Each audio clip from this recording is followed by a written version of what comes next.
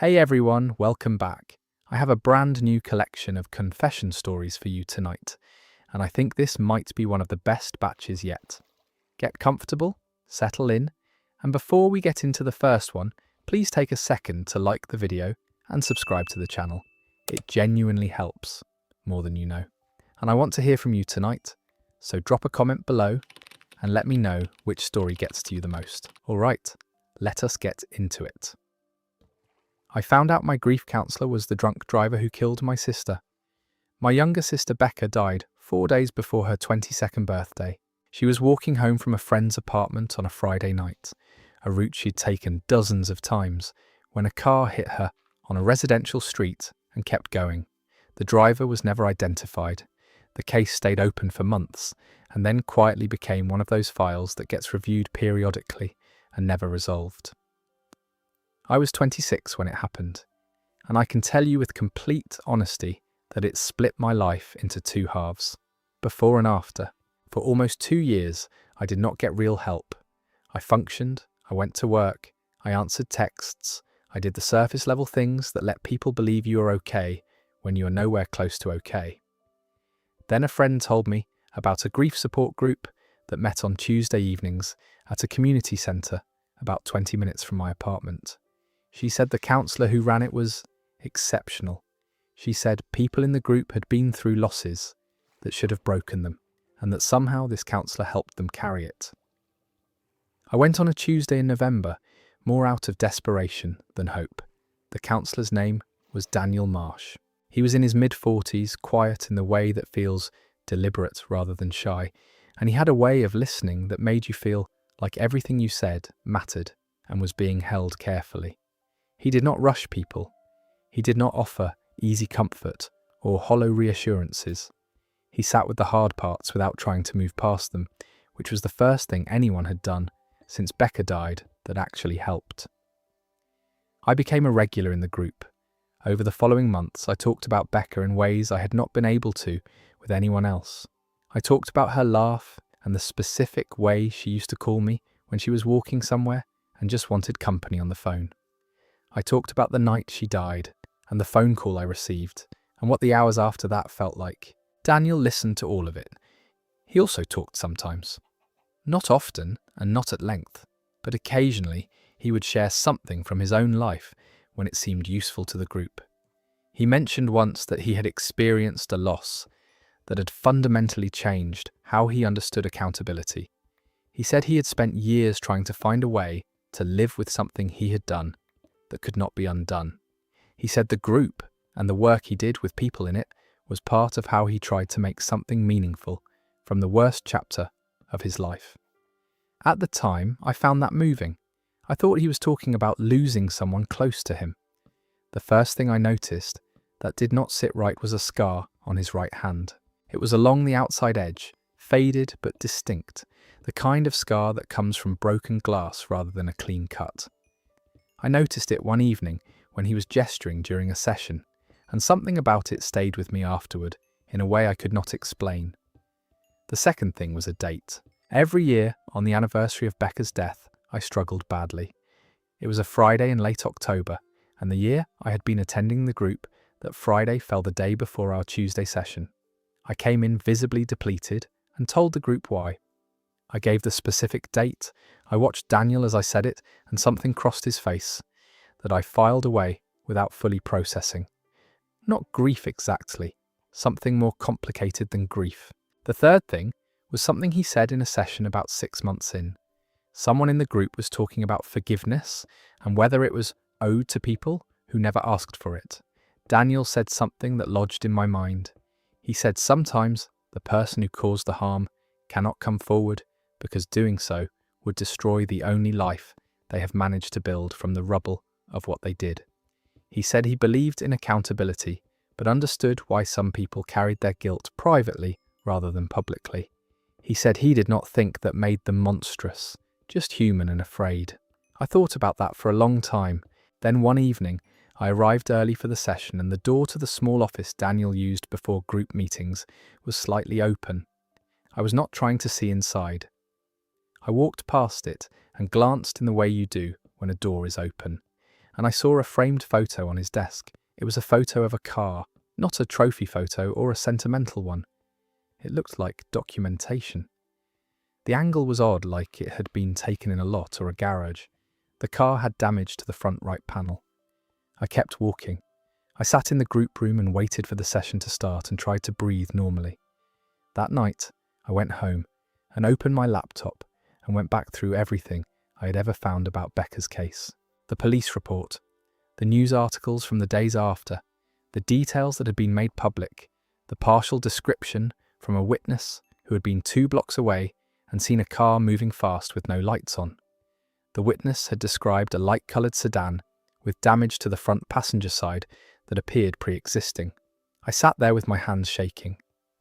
Over the following 2 weeks, I did things I am not entirely comfortable describing in detail because some of them involved accessing information in ways I cannot fully justify. What I will tell you is that I found a record of a vehicle registered to Daniel Marsh that had been sold at auction approximately 3 months after Becca died. A light-coloured sedan. I found that he had received a citation for driving with a suspended licence in the same general area around that period. I found that he had completed a substance abuse program about 18 months after Becca's death, and that he had subsequently trained as a grief counsellor. I went to the detective still nominally assigned to Becca's case. I sat across from her and laid out everything I had found and tried to keep my voice level the entire time. She listened without interrupting. When I finished, she was quiet for a moment, and then she said she would look into it seriously and asked me not to contact Daniel directly. I went back to the group one more time. I sat across from him for 90 minutes and listened to him help other people carry their grief, and I did not say a word about any of it. 6 weeks later, the detective called me. She said Daniel Marsh had been brought in for questioning.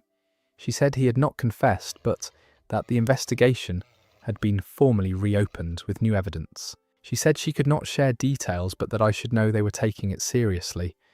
I do not know how this ends yet. The investigation is ongoing, and I have been told not to discuss the specifics publicly. What I know is that for 6 months, I sat in a room with someone who helped me grieve my sister while carrying what I now believe is the reason she is gone. He listened to me describe the night she died. He handed me tissues. He told me I was doing the hard work of surviving something unsurvivable. I think about that every single day, and that is where this story ends. Some betrayals are so specific that there is no framework large enough to contain them. The person who is supposed to help you carry a wound, being the one who caused it, is a cruelty so precise it barely seems like something that could happen in real life.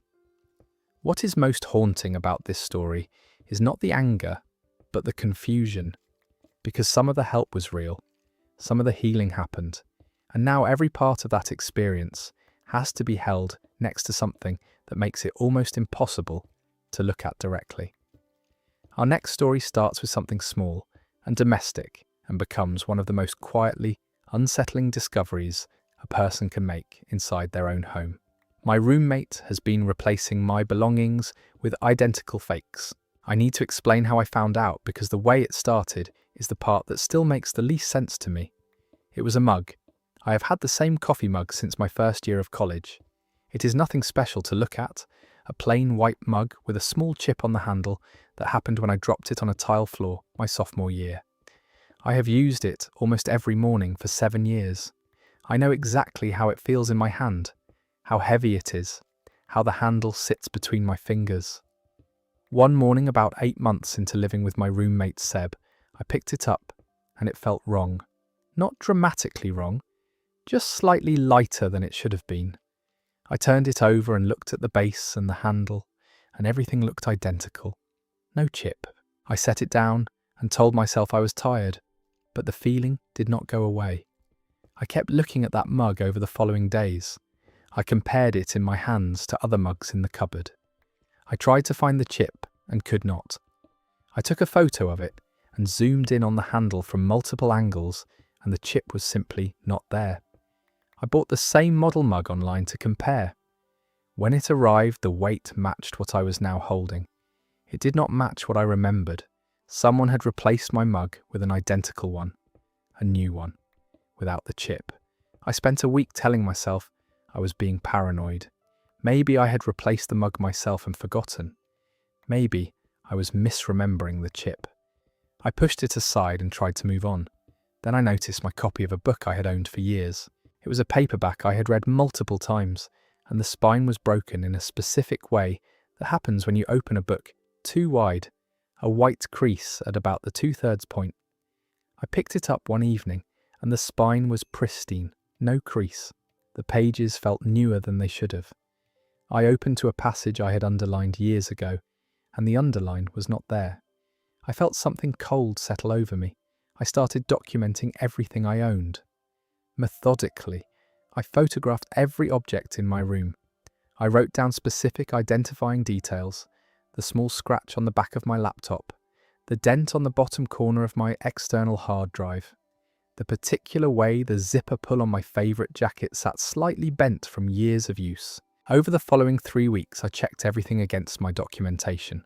14 items had been replaced, not stolen, replaced, with versions that were nearly identical, but new. My jacket was there, but the zipper pull was straight. My hard drive was there, but the dent was gone.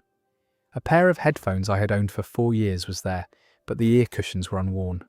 A framed photo on my desk was there, but the small smudge on the inside of the glass that had been there since I framed it was gone. Someone had gone through my room, identified my possessions, sourced near identical replacements, and swapped them out carefully enough that I almost did not notice. I set up a small camera in my room before I went to work one morning. It was a basic model, no bigger than a smoke detector, that I mounted facing my desk where most of the replaced items had been. That evening I reviewed the footage. Seb came into my room at 11 in the morning, about 40 minutes after I left for work. He moved around the room slowly and deliberately, examining things, picking items up and setting them down. He went to my closet and looked through it carefully. Then he left. He came back 20 minutes later, carrying a small bag. He swapped out 2 items while I watched on the footage: a notebook and a small succulent plant I kept on my windowsill. I sat there watching this footage and felt something that I do not have a clean word for. Not anger exactly, something more like the sensation of the floor becoming unreliable. I confronted him that evening. He did not deny it. He sat across from me at the kitchen table and explained with a calm that was more disturbing than the behaviour itself. He said he had a compulsion that he had been managing with varying success for most of his adult life. He said he was drawn to the idea of replacing things perfectly, of seeing if a substitution could be seamless enough that the person would never notice. He said it was not about the objects themselves. He said it was about the act of replacement and the question of whether the copy could become the real thing in someone else's perception. He said he knew it was wrong. He said he was in therapy for it. He said he had been doing it since he was a teenager. Different roommates, different homes. I asked him what he did with the original items. He told me they were in a storage unit. He said he kept everything. I moved out within 2 weeks. I contacted 2 of his previous roommates through mutual connections and asked them, without explaining why, if anything strange had ever happened while they lived with him. One of them said she had always felt like something was slightly off in their apartment but could never identify it. The other one said yes immediately and then asked me how I had figured it out. I do not know how many people Seb has lived with. I do not know how many storage units there are or how many objects are sitting in them right now. Originals waiting in the dark, while their copies live someone else's daily life. That confession ends there. What makes this story so deeply unsettling is the motivation behind it. It was not theft, it was not vandalism. It was a patient, careful, systematic act of substitution driven by a compulsion to make a copy indistinguishable from the original. The philosophical question underneath it is the one that refuses to leave. If the replacement is perfect enough that you cannot tell the difference, does the original still matter? The answer is yes, but the fact that the question exists at all is what keeps this one with you. Our next story begins with something that should be ordinary and quickly becomes something that changes a person's entire understanding of their own family. I discovered my father had been sending money to a child I never knew existed. My father has always been the most private person I know. He is warm but contained, generous but not expressive, someone who shows love through action and presence rather than words. I grew up knowing he loved me, without him ever being someone I would describe as emotionally open. I accepted that as just who he was. I did not think there was anything more to it than personality. Last year, when my father was recovering from a minor surgery that left him immobile for several weeks, he asked me to help him manage some of his finances. He had never asked for help before. He was 71 and fiercely independent, and asking for help with anything was not something he did easily. I sat down with his laptop and his bank statements and started going through them to pay bills and handle the things he could not manage from bed. The transfer appeared on the second page of statements. It was a monthly transfer, the same amount every month, to an account under a name I did not recognize. A woman's name. I scrolled back through older statements and found it going back as far as the digital records showed, which was 11 years. I requested paper records from the bank. The transfer went back 23 years. 23 years of monthly payments, never missed, never varied in amount except for gradual increases that tracked roughly with inflation. I did not ask my father about it right away. I sat on it for 3 days while I tried to find out what I could on my own. I traced the account name. It led to a woman who lived in a mid-sized city about 6 hours away. She appeared to be in her late 40s. Through public records and a basic search, I found a second name connected to her address. A younger person, mid-20s, with my father's last name. I felt the specific sensation of something you have always assumed to be solid, becoming uncertain under your weight. I finally asked my father. I sat next to his bed and I showed him the statements and I asked him to explain the transfers. He looked at them for a long time without speaking. Then he asked me to close the bedroom door. What he told me took almost 2 hours. Before he met my mother, in his late 20s, my father had been in a relationship with a woman named Carol. He described it as serious, the kind of serious where you believe you are heading somewhere permanent. When Carol became pregnant, my father said he panicked. He was not in a stable place financially or emotionally. He said he handled it in the worst possible way, which was to run. He moved to a different city. He started over. He told himself Carol would be fine. He told himself the child would be fine. He told himself that staying away was better than showing up as someone who was not ready. He met my mother 2 years later. They built a life. They had me. But when my father's own father died, something shifted in him. He said facing that loss made him think about the child he had left behind. Not in a way that led him to make contact, because he said he was too ashamed and too afraid of what he would find, but in a way that made him need to do something. So he found Carol. He found out that the child, a boy named Marcus, was being raised by Carol and a stepfather who had come into their lives when Marcus was 3. Carol's household was financially stretched. My father began sending money monthly. He never made contact. He never told Carol who it was from, or at least that is what he told me. He just sent it consistently for over 2 decades, a private penance that he apparently intended to take to his grave. Marcus is 23 years old. He does not know my father exists. He was raised by another man, who he calls his father, and who by all accounts was present and caring in the ways that matter. I have a brother I have never met. I asked my father if he had ever considered telling Marcus the truth. He said he had considered it constantly for 20 years and had decided each time that disrupting Marcus's life with information he had not asked for was not his right. He said the money was the only thing he felt he could offer without causing harm. I asked him if he had ever considered telling me. He said no. He said that was his greatest failure. I have not contacted Marcus. I have thought about it every day since I found out. He has a right to his medical history. He has a right to know who he comes from. He also has a right to the life he has built without this information landing in it from nowhere. My father and I talk differently now, more honestly and with more space for the things we do not say easily. He is still private, but there is less between us now. that has not been named. I do not know what I'm going to do. I am still trying to figure out what the right thing is, which is the hardest kind of not knowing because it actually matters. That story ends there. There is a particular kind of grief in discovering that the person you know best was shaped by something they carried alone for decades. It does not erase who they were to you, but it adds a layer to them that changes the texture of everything, every memory, every silence, every moment they seemed unreachable. Sometimes the lover person could not figure out how to give, directly found another form.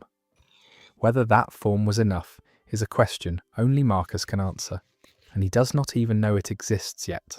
Our next story is one of the ones that sounds impossible until you hear the details, and then it sounds exactly like something that could happen.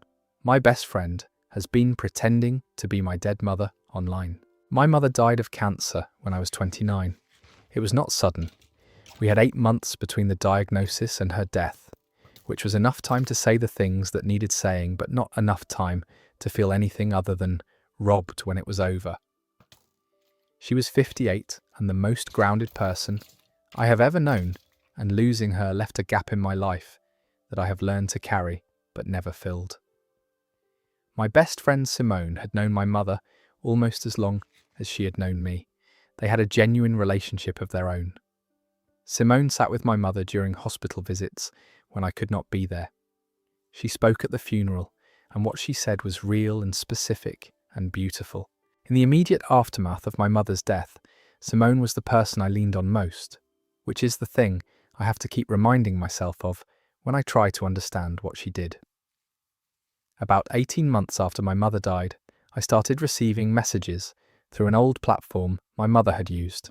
It was a small community forum she had been part of for years, a gardening group where people shared photos of their plots and asked advice about plants. My mother had been active on it for almost a decade. She had a small following there. After she died, I had posted to let the community know, and the response had been warm and kind. The new messages came from her account. The first one said simply that she had been thinking of me and hoped I was doing well. I stared at it for a very long time. My first thought was that her account had been hacked. My second thought, the one I am most ashamed of, was the one I let myself sit with for too long. I knew it was not her. I am a rational person, and I knew with complete certainty that it was not her. But the writing sounded exactly like her. The phrasing was hers. The warmth was hers. The specific way she had of checking in without demanding anything was hers. I wrote back. Over the following weeks, the messages continued. Whoever was sending them knew things only my mother would have known. They referenced conversations my mother and I had in private. They mentioned a nickname my mother had for me that I had never told anyone. They talked about a specific memory from my childhood in a way that had the texture of someone who had been there. I began to look forward to them. I knew they were not real, and I carried on the correspondence anyway, because grief makes you do things you cannot fully explain from the outside. After about 3 months, the messages shifted slightly. They became more focused on my present life, questions about who I was spending time with, comments on decisions I was making, small nudges that felt parental, but also sometimes felt pointed in ways I could not quite identify. One evening I received a message that referenced something I had said to Simone the week before, something private said in a phone call, not written anywhere. The message rephrased it in my mother's voice and used it as the basis for a piece of advice. I closed the app and sat completely still for a while. Then I called Simona. I asked her directly if she had access to my mother's forum account. There was a silence that told me everything, before she said a single word. She said she had the login information because my mother had given it to her years ago to help manage some technical issues with the account. She said after my mother died, she had not been able to let the account go dark. She said she had started sending messages because she thought it might comfort me. She said she had not planned it to go as far as it did. I asked her how she knew the things she knew, the private nickname, the childhood memory, the conversation from our phone call. She said my mother had told her the nickname years ago. She said my mother had shared many memories about my childhood with her over the years of their friendship. She said she had been paying close attention to our conversations, our calls, the things I said when I was with her, because she used them to make the messages feel real. I asked her if she understood what she had done. She said she thought she was helping me grieve. I told her she had given me 3 months of a relationship with someone I knew was gone, but could not stop reaching toward.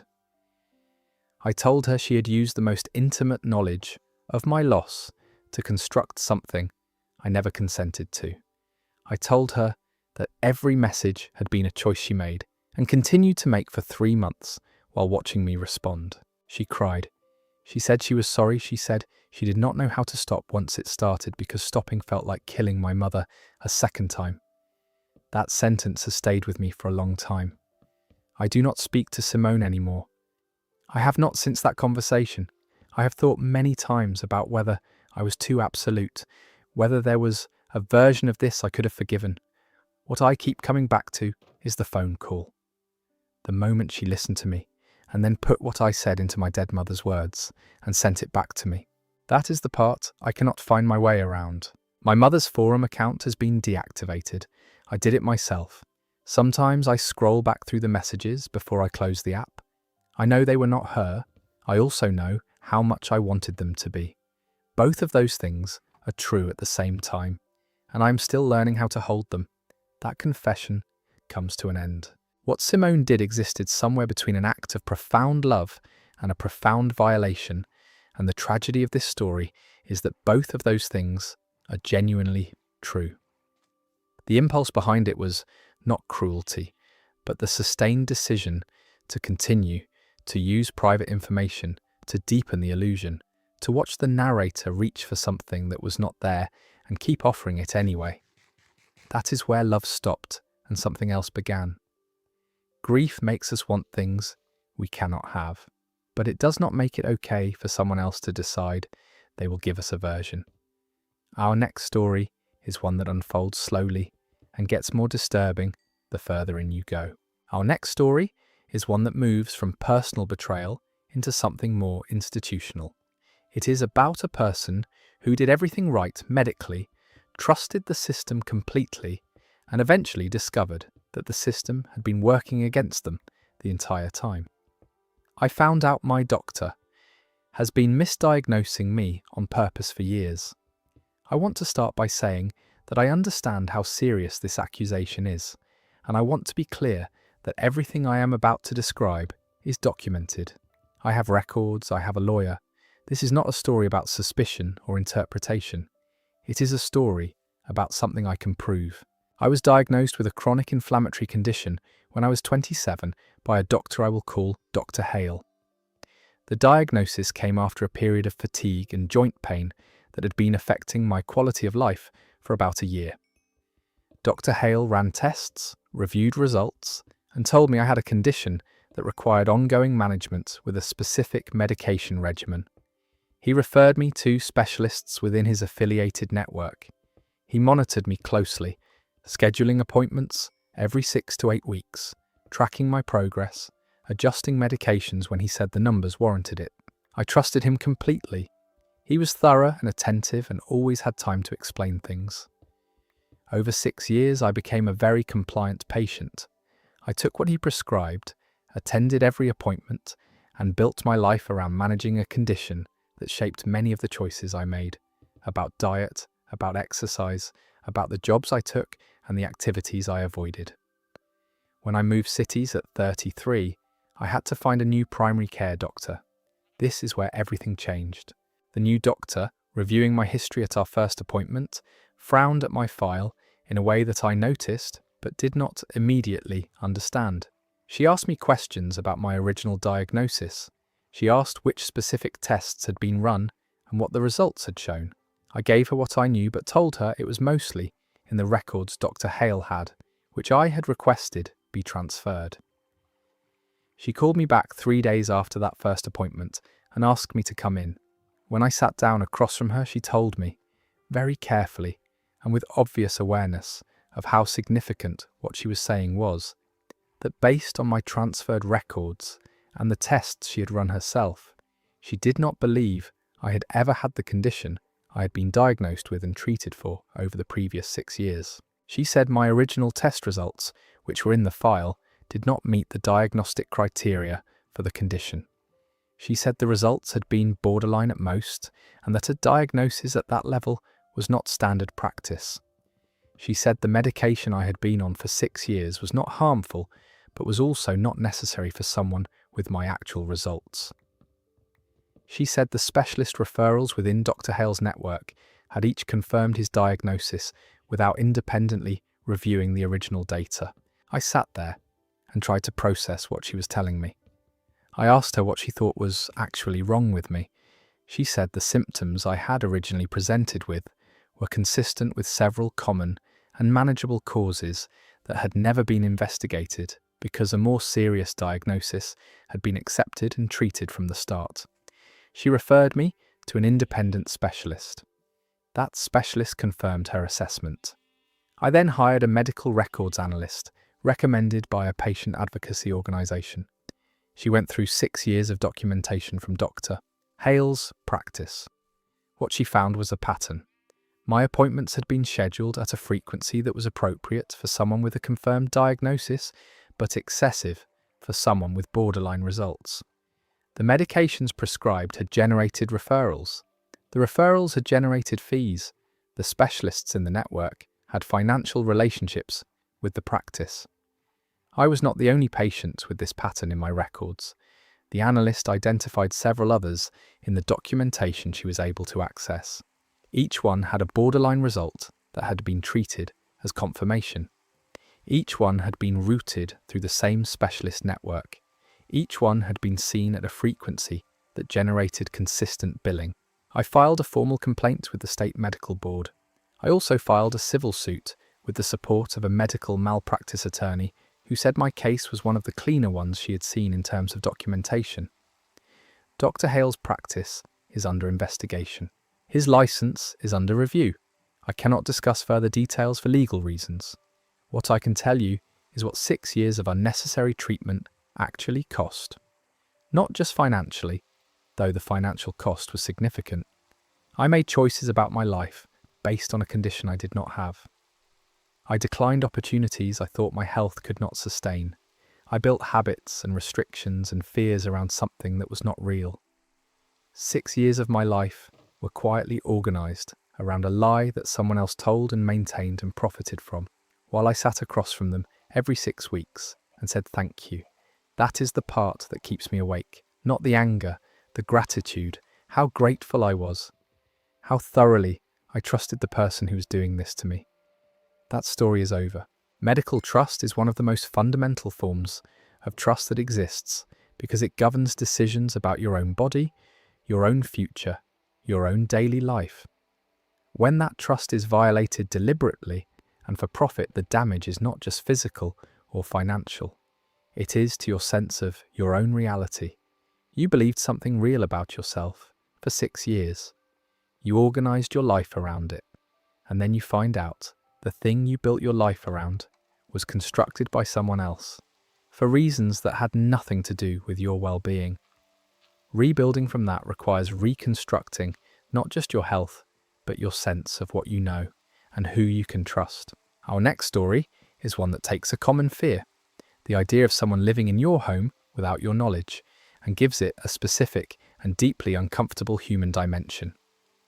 Our next story is one that takes a workplace situation and turns it into something deeply human. It is about a discovery that forces a real moral question with no clean answer, and a person who had to decide in real time what kind of response they were capable of. My co-worker has been living in our office building after hours for 8 months. I work for a mid-sized company in a building that has 7 floors.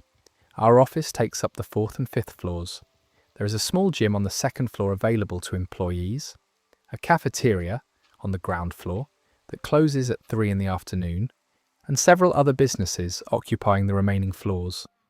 The building has a security desk in the lobby, staffed during business hours, and key card access required after 6 in the evening.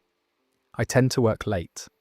Not every night, but several times a week, and I'd become familiar with what the building felt and sounded like after most people left. the particular quiet of it, which lights stayed on automatically, and which ones were on motion sensors, which floor had an elevator that groaned on the way up.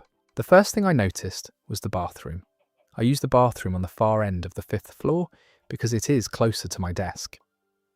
One evening, working late on a Thursday, I went in and noticed that the soap dispenser had been refilled recently. I knew it had been nearly empty that afternoon because I had used it just before a meeting, and almost nothing came out. Now it was full. Building maintenance did not come in the evenings. I registered it as slightly odd and moved on. A week later I went to the small kitchen area to make coffee at around 8 in the evening. There was a dish on the drying rack, a single plate, still slightly damp. The kitchen was supposed to be cleaned and cleared by the facilities team each afternoon at 5. I looked in the cupboards and found, pushed to the very back of the highest shelf, a small container of instant oatmeal, a plastic wrapped sleeve of crackers, and a jar of peanut butter. I stood in that kitchen for a long time. I went back to my desk and tried to finish what I was working on and found I could not concentrate. I started thinking about all the small things over the past several weeks that I had noticed without registering. The chair at the workstation near the far window that was always at a slightly different angle in the morning than it had been the night before. The blanket I had seen folded on the couch in the small lounge area that I had assumed was left by someone working late. The way the motion sensor lights in the back corridor sometimes came on when I had not moved in a direction that should have triggered them. Someone was in the building at night. I told myself it could be a security issue, an intruder of some kind, and that the right thing was to report it to building management. But before I did that, I wanted to understand what I was actually dealing with. So the next evening, I stayed late again, and, after most of the floor had cleared out, I found a quiet spot in the corner of the lounge area and waited. At around 9:30, the door to the stairwell opened. A co-worker I knew, a man named Garrett who worked in the finance department, walked in carrying a small backpack. He went directly to the kitchen without turning on the main lights. He moved with the ease and familiarity of someone navigating a space he knew in the dark. He made food, washed up, and then went to the far end of the floor, where there was a small conference room with a couch that could seat 4 people comfortably. I waited another 10 minutes and then walked to the conference room doorway. Garrett was on the couch with his shoes off and a phone charger plugged into the wall outlet. He looked up when he heard me, and for a moment neither of us said anything. Then he said, "Please do not call security." I sat down in one of the conference room chairs and asked him what was going on. He told me he'd been evicted from his apartment 5 months earlier after losing a significant portion of his income to a family emergency he did not elaborate on in detail. He had been staying with friends initially, but had worn out his welcome. He'd been living in the office for 8 months in total, though he had only been at this company for the last 5 of those months, having done the same thing briefly at a previous job before being discovered and let go. He had a gym membership that he used to shower each morning before coming in for work. He kept his belongings in a locker there. He ate from the office kitchen sparingly, replacing things he used with his own purchases on paydays so the stock would not visibly deplete.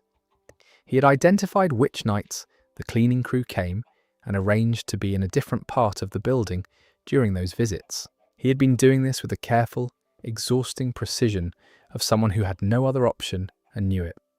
I did not report him that night. I told him I needed time to think.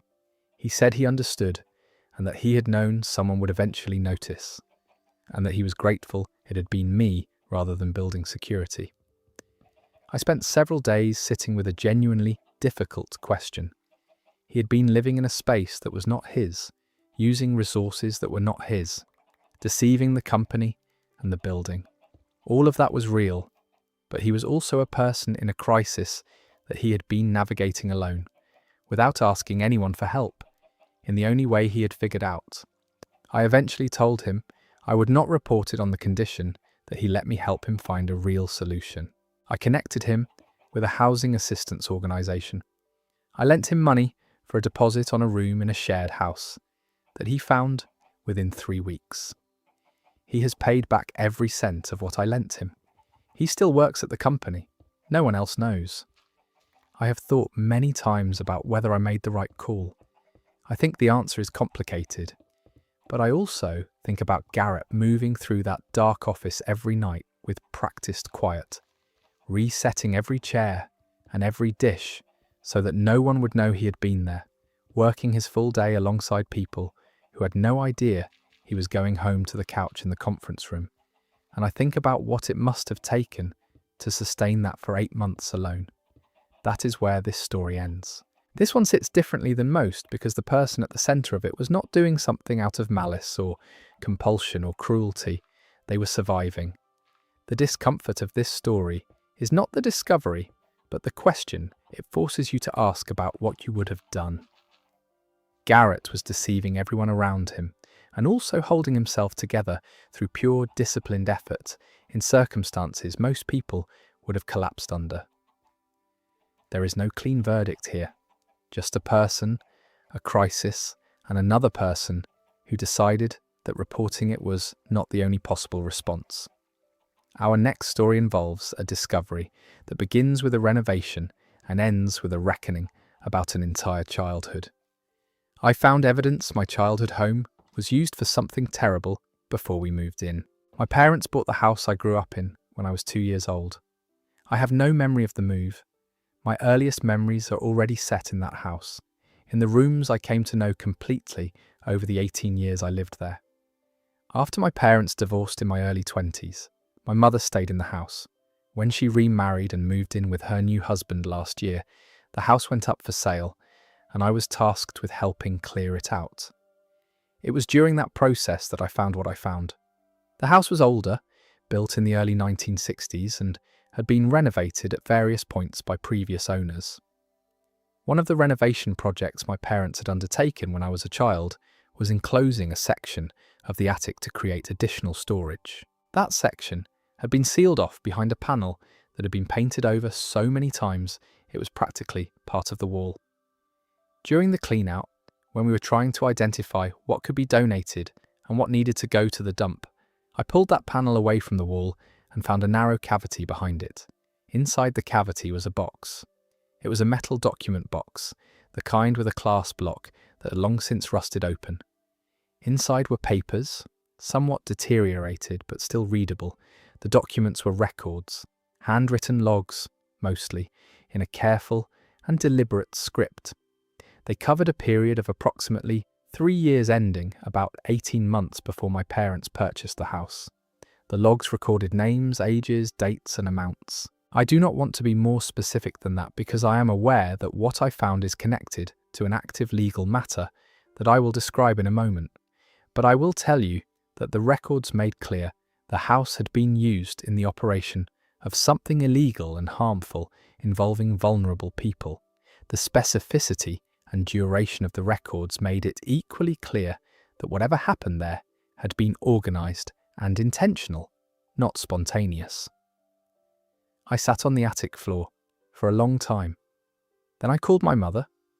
She listened to my description of what I had found, and there was a quality to her silence that made me ask her directly whether she had known anything about the history of the house before they bought it. She said no immediately and firmly. But before I could say anything else, she said she had always wondered about something. She said that when they bought the house, the price had been significantly below market value for the neighbourhood. She said their realtor at the time had attributed it to a motivated seller who wanted a quick transaction.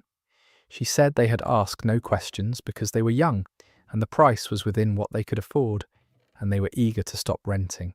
She said there had been a neighbour, an elderly woman named Ruth, who lived 2 houses down, who had been strange toward them from the moment they moved in.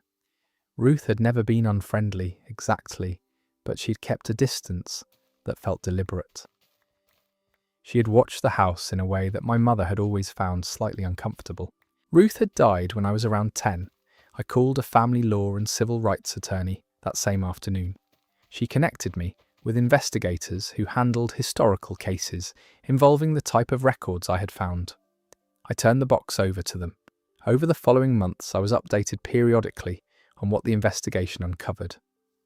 The house had been owned before my parents by a man who had used it in a scheme that had operated across multiple properties in the region. He had died in prison over a decade ago.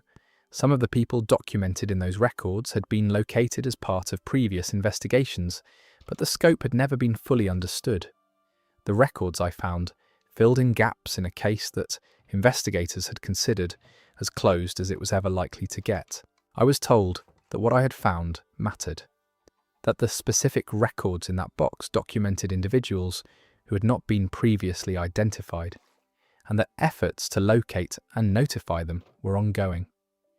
I think about my childhood in that house all the time now, the bedroom I decorated carefully with posters and lights, the kitchen where my mother made dinner every night, the backyard where I spent entire summers. I love that house in the way you love the place, that is the physical container of your earliest self. I do not love it differently now exactly, but I hold it differently. I understand that places accumulate their histories, whether or not the people living in them know what those histories are. The house was my home. It was also something else before I got there. Both of those things are true, and I have had to learn to let them be true at the same time. That confession ends there. There is something specific about discovering that a place you loved was used for something you cannot reconcile with your memories of it. The place itself is neutral. It held your childhood the same way it held whatever came before. But the knowledge changes the texture of memory in ways that are impossible to predict or prepare for. What stands out in this story is not the darkness of what was discovered, but the quiet fact that the discovery mattered, that the records in that box meant something to people whose names were in them, and that finding the truth, even decades later, was not nothing. Our next story is the kind that sounds like something out of a thriller until you realize the details are too specific and too human to be anything other than real. This next story is one of the most profound ones in this collection. It is about a man who was everything a father should be, and also someone his own child never fully knew. And the people who came to the door after he died are the ones who finally explained why. I discovered the man who raised me was in witness protection. My father was the most careful man I have ever known. Careful in the way he spoke, careful in the way he managed information about himself, careful in the way he kept his life within specific boundaries that I grew up accepting as personality rather than strategy. He never talked about his childhood. He said his family had been difficult and that he had made peace with leaving that part of his life behind. He had no old friends who called the house. He did not attend reunions or maintain connections with people from before the time I could remember. His past was a territory he did not enter and did not invite others into. When my father died of a stroke 3 years ago, I thought the grief would be the hardest thing. It was not. The hardest thing came 6 weeks later when 2 people came to my door and showed me federal identification. They explained that my father had been a protected witness, that his real name was not the name on my birth certificate, that the identity I had known him by for my entire life was one that had been created by the government approximately 2 years before I was born. I sat down on the couch and one of them sat across from me and began explaining things in a careful and measured way that suggested they had done this before. My father had witnessed something significant involving organised crime. I will not go into the specifics of what he saw or who he testified against, because I was specifically asked not to discuss those details publicly, and I have honoured that request. What I can tell you is that the case was serious enough that a permanent new identity was considered necessary rather than optional. He was relocated, he was given documentation, he was instructed never to have contact with anyone from his previous life. He met my mother 18 months after entering protection. She had known from early in their relationship. She had agreed to build a life within those boundaries. She had kept this from me my entire life, at my father's insistence, because he believed the less I knew, the safer I was. I asked the agents what his real name was. They told me. It meant nothing to me. It was just a sequence of sounds attached to a man I had known completely, and also, apparently, not at all. Over the following weeks, I tried to trace the name. What I found were fragments of a life that ended abruptly when my father was in his late 20s, a neighbourhood in another city, a family that had clearly been left without explanation. A public record suggested he had siblings, possibly parents still living, people who did not know what happened to him, people who might have spent decades not knowing. I contacted the agency and asked about my father's family of origin. I was told that due to the nature of the case, direct contact with individuals from the protected witness's previous life was something they strongly advised against, particularly given that the individuals involved in the original case were still active in some capacity. Still active. I sat with that phrase for a long time. My mother and I have talked about all of this more than we have talked about anything in our lives. She has told me things about my father that I did not know, about the weight of living the way he lived, about the discipline it required to maintain an identity for decades without slipping, about the times she had seen the cost of it in him late at night when he thought she was asleep. She said he was a good man who had done the right thing at great personal cost and had spent the rest of his life paying that cost quietly and without complaint. I believe her.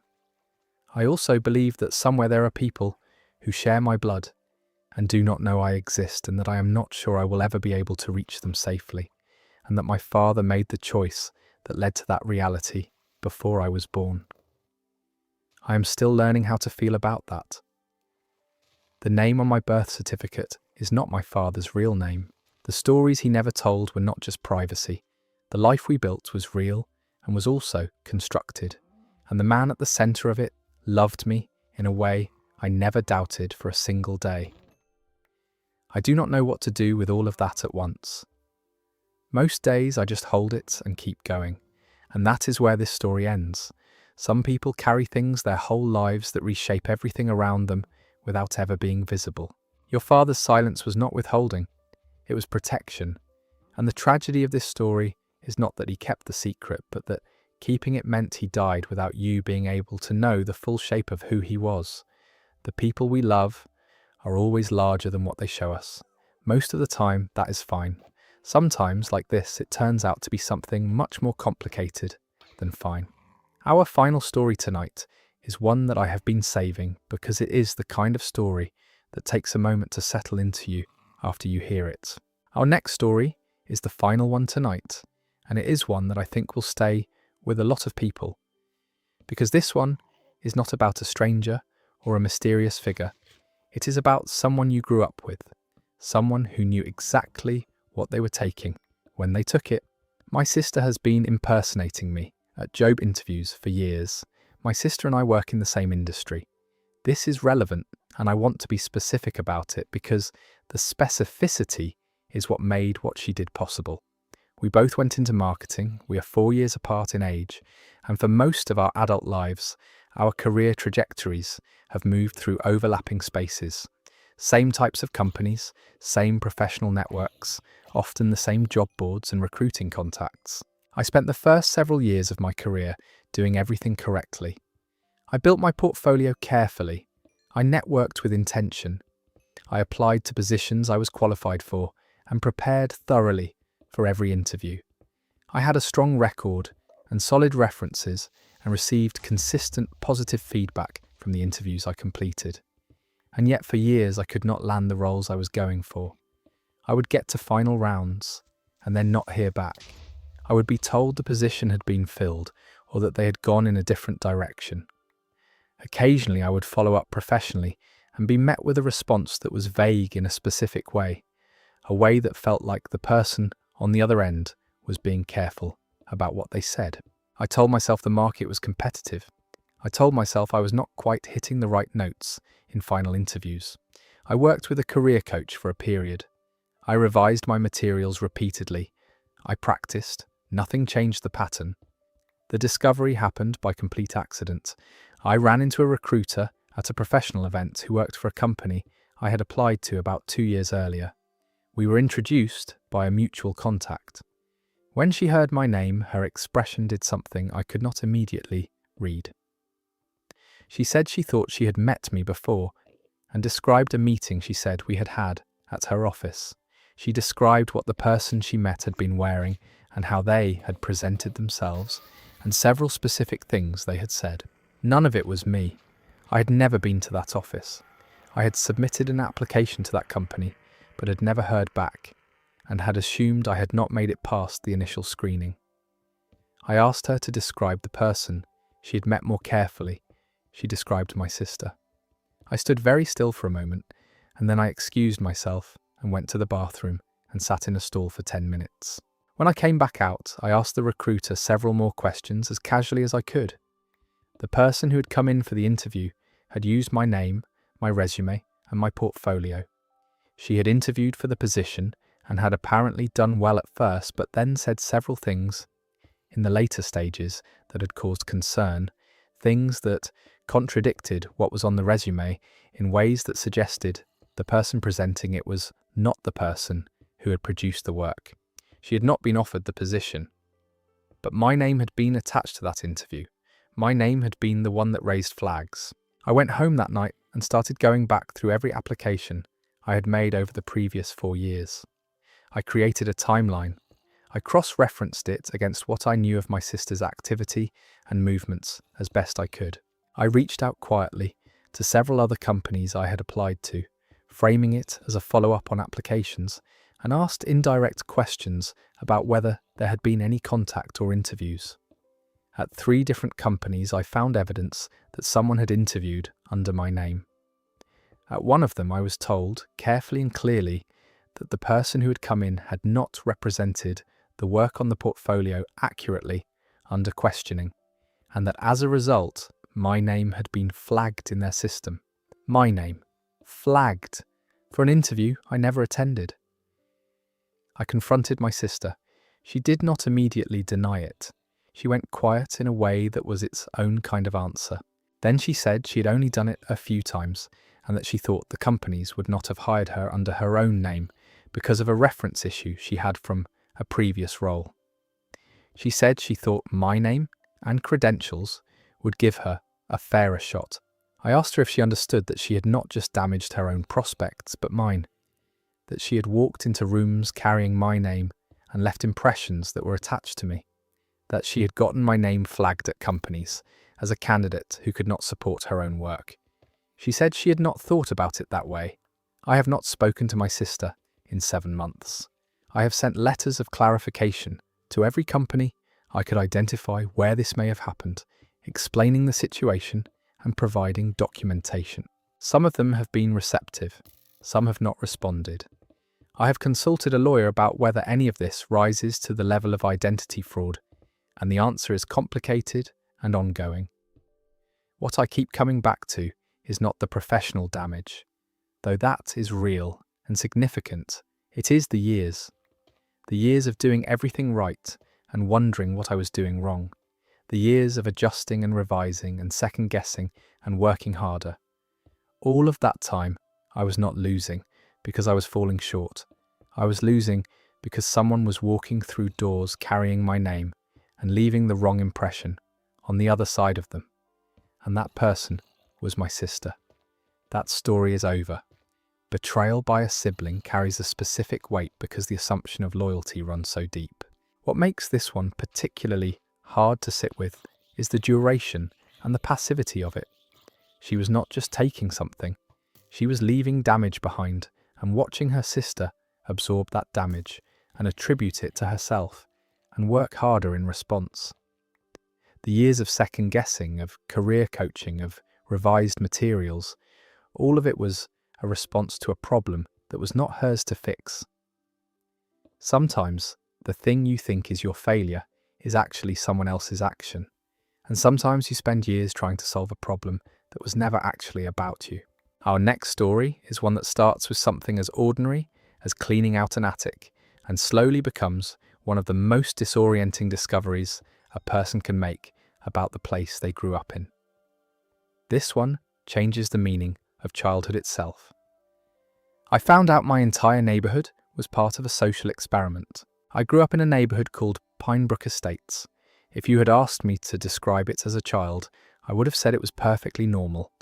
Clean streets, well-maintained lawns, neighbours who waved and knew each other's names, a community pool that opened every June, block parties in the summer, a small park at the centre of the development with a gazebo that nobody ever used but that always looked freshly painted. Looking back now, I understand that the perfection was the point. I moved back to the area last year to help my ageing aunt, and while cleaning out the attic of my childhood home before it was listed for sale, I found a folder tucked behind the insulation at the far end of the space. It was a thick folder, bound with a rubber band that crumbled when I touched it. Inside were documents printed on paper that had the specific yellowing of something from the early 1990s. The header on the first page read, Pinebrook Longitudinal Community Behaviour Study, Year 7 Progress Report. I sat down on the dusty attic floor and began reading. The study had been designed and administered by a behavioural research institute affiliated with a university I recognised. Its stated goal was to observe long-term community formation behaviours in a constructed residential environment under naturalistic conditions. The neighbourhood, according to the documents, had been developed in partnership with the institute, specifically to serve as a research site. The layout of the streets, the design of the homes, the placement of communal spaces, the pricing structure that attracted a specific demographic range, all of it had been intentional and designed to create conditions the researchers wanted to study. Residents had been selected, not randomly, selected, based on psychological screening embedded in the mortgage application process through a partner lending institution. Questions about personality, social behaviour, conflict resolution, and community values had been scored and used to determine which applicants were approved for homes in Pinebrook. The goal had been to create a specific mix of personality types and observe how they interacted over decades. Cameras had been installed in the common areas, the park, the pool area, the entrance to the development, the community centre where HOA meetings were held. Some of the neighbours I had grown up around were listed in a separate section of the document under the heading Field Associates. These were individuals who had been recruited with full knowledge of the study and who had agreed to live in the neighbourhood and interact naturally with residents while providing periodic observational reports to the research team. I counted 7 names in that section. I recognised 4 of them. The Martins, who had lived 2 houses down and whose daughter had been my closest friend throughout elementary school. Mr. Okafor, who had run the neighbourhood watch and organised the block parties every summer. A woman named Diane, who had been the HOA treasurer for years and had always seemed to know everything about everyone before anyone else did. I put the folder down and sat very still for a while. Then I started calling people. I called my mother first. She listened to what I had found and was quiet for a long time. Then she said something that I was not expecting. She said she had always felt something was slightly engineered about that neighbourhood without ever being able to explain what the feeling was based on. She said it had always felt like a set, her word, not a community. She said she had mentioned this to my father once, and he had told her she was being paranoid. I called 2 former neighbours who I had stayed in touch with over the years. Neither of them had any knowledge of the study.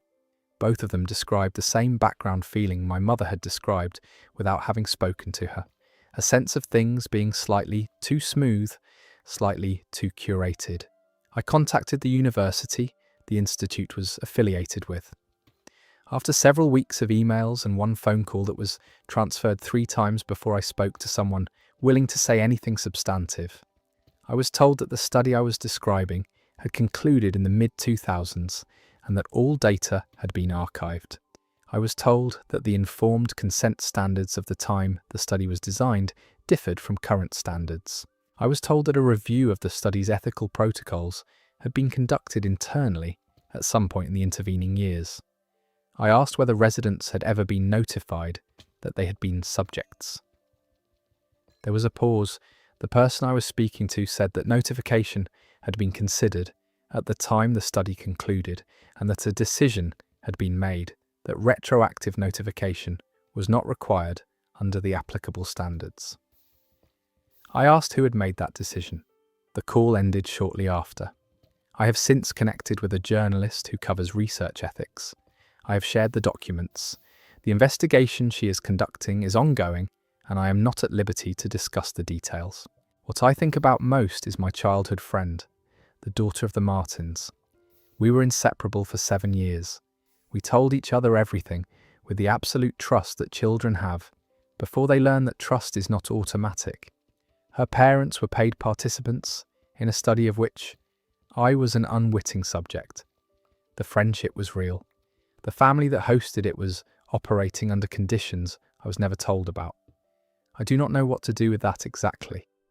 I know that the neighbourhood I remember with warmth was also a research instrument. I know that the man who organised the block parties was filing reports about us. I know that the layout of the streets was chosen to produce specific interaction patterns that researchers wanted to observe. And I know that my childhood happened inside all of that without my knowledge or consent, and somehow still managed to feel like mine.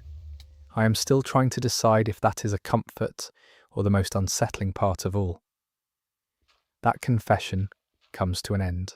The idea that a place you called home was also a controlled environment is the kind of revelation that destabilizes something very fundamental. Home is supposed to be the place where life is unmediated and real. Finding out that yours was designed and observed and documented changes the relationship between memory and truth in ways that are difficult to fully untangle.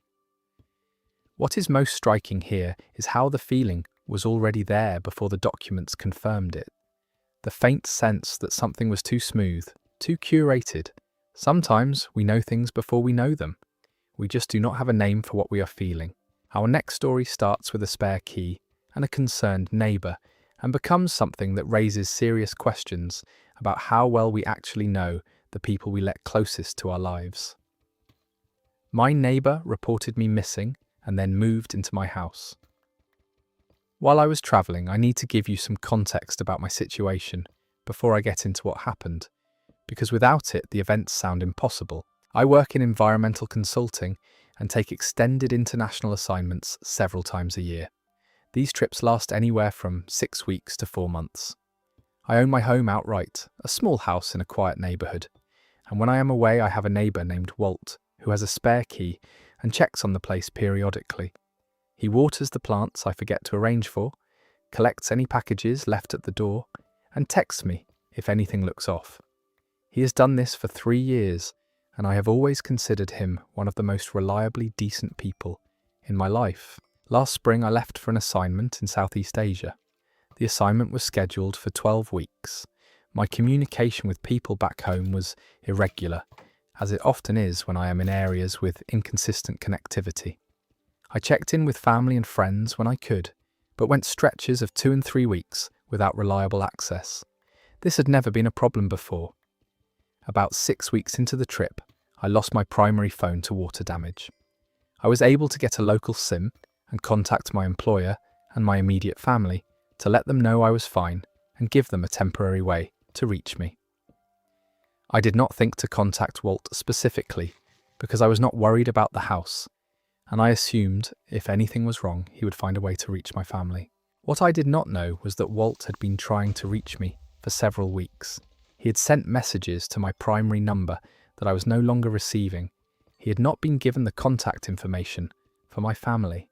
After 3 weeks of no response, he called the non-emergency police line and reported that he was concerned about a neighbour who had been travelling and had stopped making contact. This part I understand and do not fault him for. What happened next is where things leave the territory of understandable. The police, after a brief inquiry, determined there was no evidence of foul play and that I was likely simply unreachable due to travel circumstances. They made a note of the welfare check and moved on. Walt was informed that there was no cause for concern and that international travellers often have communication gaps. What Walt apparently decided was that the gap meant the house was available. He used his spare key. Over the following 6 weeks, while I was finishing my assignment completely unaware, Walt moved a significant portion of his own belongings into my house.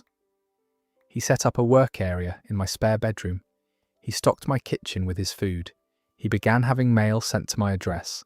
According to what I pieced together afterward, he told at least 2 people in the neighbourhood that he was house-sitting for me at my request while I was abroad. I returned home on a Wednesday afternoon. I put my key in the lock, and the lock did not turn the way it should have. When I pushed the door open, the first thing I noticed was the smell of someone else's life in my space. Then I saw the coat on the hook inside the door that was not mine. Then I walked into the kitchen and saw the different food, the different dish soap, the different arrangement of things on the counter. I stood in the middle of my own kitchen for a long moment. Then I heard movement in the spare bedroom. Walt appeared in the hallway, looking genuinely shocked to see me. He had not been expecting me back until the end of the following week, he said, because my original timeline had included buffer time that I had not ended up needing. He stood there and looked at me, and then said he had just been making sure the place was looked after. I asked him what his belongings were doing in my house. He had an answer that he had clearly not prepared carefully enough. He said he had been having work done on his own place and had temporarily stored some things at mine. This did not explain the mail. It did not explain the food. It did not explain the work set up in my spare bedroom or the personal items in my bathroom. I asked him to leave. He left. I spent the next 2 hours going through my house room by room. Nothing appeared to have been damaged or taken, but the occupation of the space was thorough enough that it took me the better part of 2 days to fully restore everything to how I had left it. I spoke to 2 neighbours who confirmed they had been told Walt was house-sitting at my request. One of them had even checked in with him when she saw lights on late at night, and he had reassured her that everything was fine. I changed my locks the day after I returned.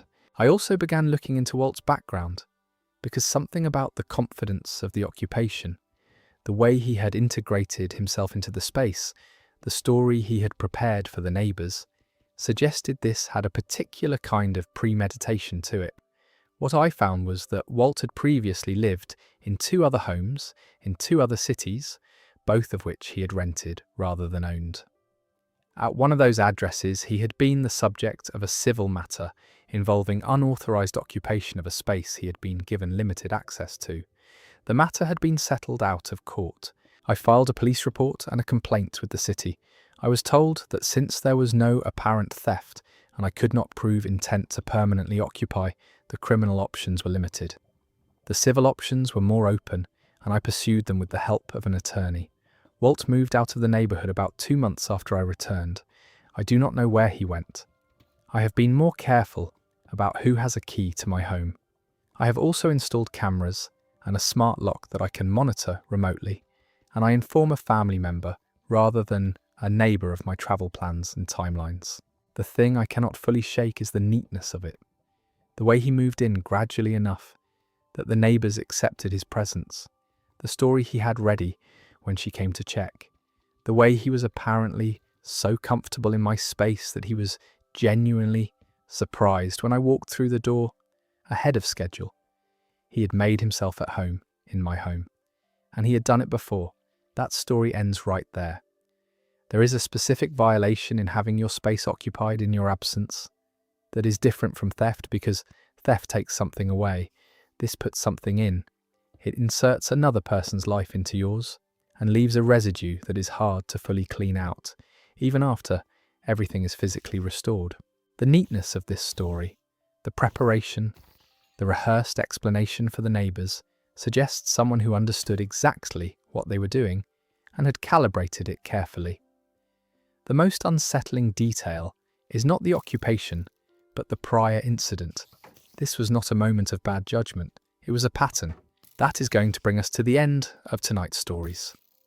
Every single one of these confessions is a reminder that the truth has a way of surfacing eventually, no matter how carefully it has been buried or how long it has been hidden. If any of these stories stayed with you, I would genuinely love to know which one. Drop a comment below and tell me. And if you enjoyed the video, please take a second to like it and subscribe to the channel. It really does help more than you know, and it lets me know to keep making content like this. Thank you so much for being here tonight. I will see you in the next one.